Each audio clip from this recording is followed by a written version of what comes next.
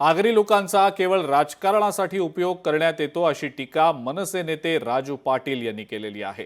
14 गावांसाठी अर्थसंकल्पात तरतूद हवी अशी मागणी सुद्धा राजू पाटील यांनी केलेली आहे।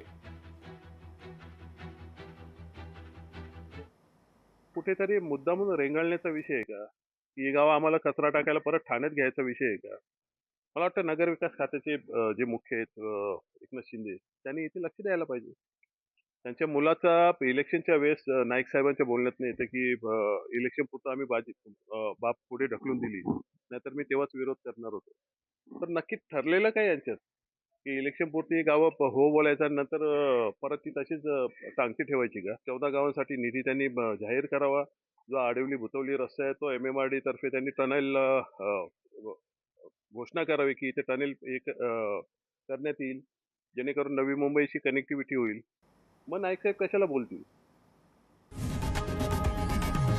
लोकशाही मराठी ऐका, पहा, जागरूक रहा।